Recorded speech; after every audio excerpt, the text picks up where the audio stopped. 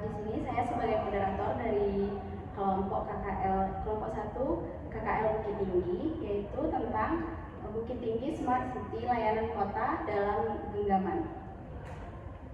Perkenalkan, saya sendiri Dia Syafira dengan NIM 23042272 dan rekan saya Widya Ramadhani dengan NIM 23042236. Saya Mutiara Diva Effendi dengan NIM 23042180. Saya Martali Talal dengan NIM 23042173. Saya Dia Septiani Aziman dengan NIM 23042154. Saya Hijri Nur Ramadan dengan NIM 23042292. Baik, sekian perkenalan dari kelompok kami. Materi pertama yaitu tentang pengertian Smart City Bukit Tinggi.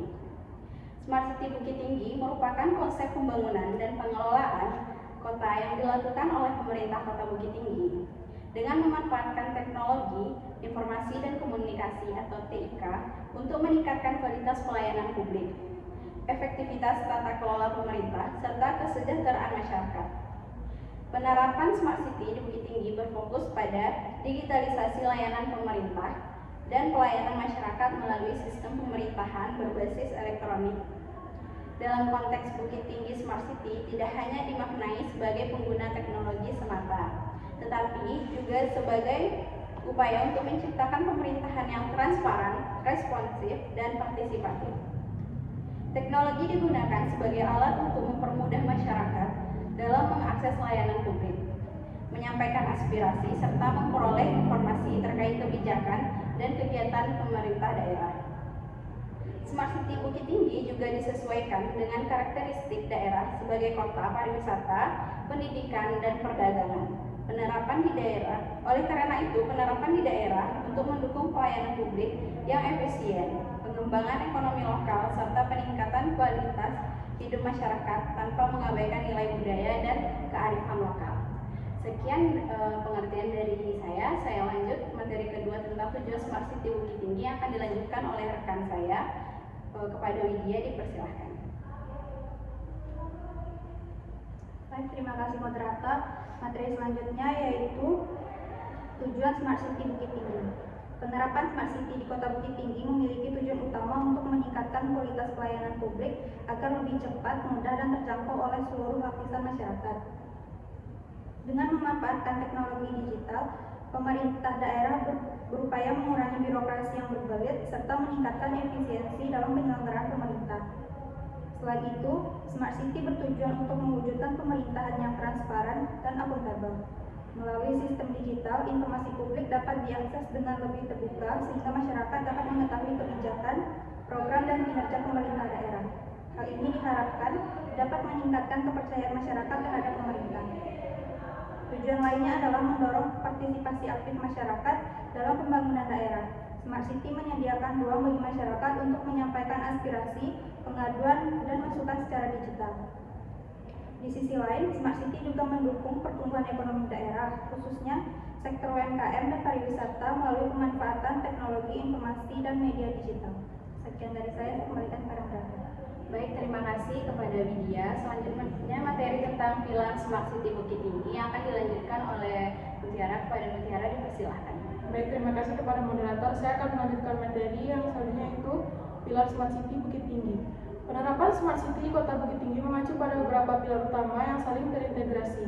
Pilar pertama adalah Smart Governance, yaitu penyelenggaraan pemerintahan berbasis digital yang transparan, akuntabel, dan responsif. Pilar ini mencakup digitalisasi layanan publik, keterbukaan informasi, serta sistem pengaduan masyarakat. Pilar kedua adalah Smart Economy, yang berfokus pada penguatan ekonomi daerah melalui pemanfaatan teknologi digital. Pemerintah mendorong pengembangan UMKM, perdagangan dan pariwisata berbasis digital agar mampu meningkatkan daya saing ekonomi masyarakat Bukit Tinggi. Pilar ketiga adalah Smart Living, yang bertujuan meningkatkan kualitas hidup masyarakat melalui dukungan teknologi dalam bidang kesehatan, keamanan, dan kenyamanan lingkungan kota. Informasi layanan publik disediakan secara digital agar mudah diakses oleh masyarakat. Pilar keempat adalah Smart Society, yaitu pembangunan masyarakat yang melaksanakan teknologi dan aktif berpartisipasi dalam pembangunan daerah. Masyarakat didorong untuk memanfaatkan layanan digital secara bijak dan bertanggung jawab. Dan pilar kelima adalah Smart environment yang menitik beratkan pada pengelolaan lingkungan kota secara berkelanjutan, termasuk kebersihan, ketertiban, dan pelestarian lingkungan dengan dukungan teknologi. Pilar keenam adalah smart mobility, yang berkaitan dengan penyedia informasi, transportasi, dan lalu lintas untuk mendukung mobilitas masyarakat yang lebih aman dan efisien. Itu saja materi yang dapat saya sampaikan.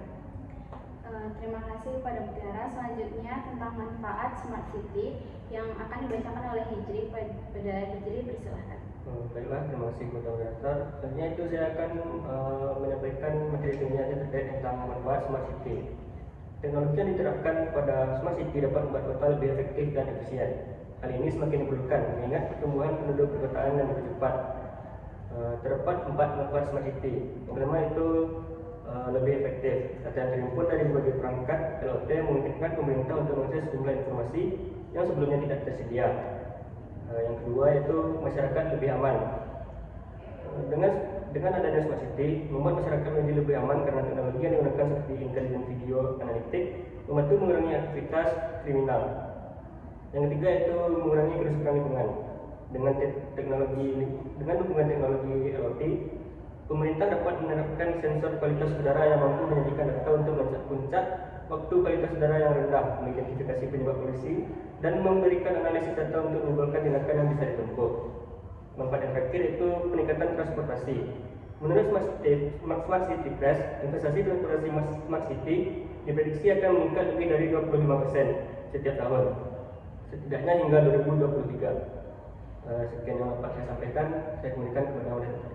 Baik, terima kasih. Selanjutnya tantangan Smart City yang di Bukit Tinggi yang akan dibacakan oleh Gea. Pada Gea, dipersilahkan. Baik, terima kasih. Di sini saya Gea. Kami menemukan 5 poin tantangan dari Smart City Bukit Tinggi ke depannya yang perlu diatasi. Yang pertama, infrastruktur teknologi yang memadai. Salah satu tantangan fundamental adalah memastikan ketersediaan dan pemerataan infrastruktur teknologi, informasi, dan komunikasi yang memadai di seluruh wilayah Kota Bukit Tinggi. Yang kedua, keterbatasan sumber daya. Implementasi Smart City memerlukan investasi besar dan pengelolaan sumber daya yang efisien. Yang pertama, anggaran. Masalah anggaran menjadi hambatan umum, terutama dalam pengadaan perangkat teknologi yang canggih dan mahal. Sumber daya manusia atau SDM yang terampil. Kekurangan tenaga kerja terampil dengan keahlian khusus di bidang teknologi dan analisis data dapat menghambat pengelolaan dan pengembangan inisiatif Smart City secara opsional. Yang ketiga, integrasi dan tata kelola program Smart City yang efektif membutuhkan kolaborasi yang erat antar berbagai satuan kerja, perangkat daerah atau SKPD, dan pemangku kepentingan lainnya. Silo data, tantangan dalam mengintegrasikan sistem dan data dari berbagai dinas yang mungkin masih berjalan secara terpisah dapat menghambat efisiensi operasional dan pelayanan publik yang terpadu.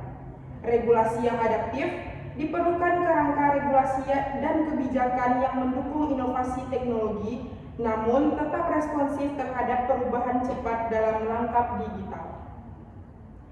Yang keempat, partisipasi dan penerimaan publik. Keberhasilan Smart City sangat bergantung pada partisipasi aktif dan dukungan masyarakat. Perubahan perilaku, mengedukasi masyarakat untuk beralih ke layanan digital dan mengubah kebiasaan lama merupakan tantangan tersendiri.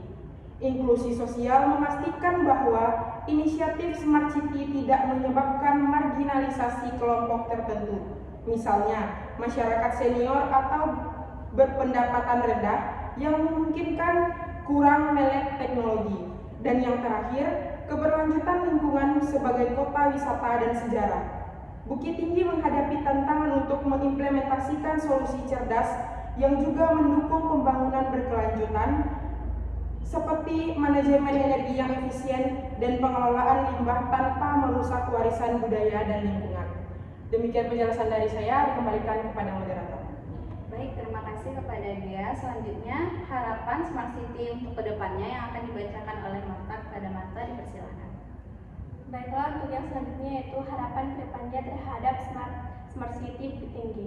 Harapan kedepannya yaitu terciptanya kota yang lebih efisien, berkelanjutan, dan transparan melalui integrasi teknologi digital dengan fokus utama pada peningkatan kualitas hidup masyarakat dan optimalisasi potensi lokal, khususnya pariwisata dan ekonomi kreatif.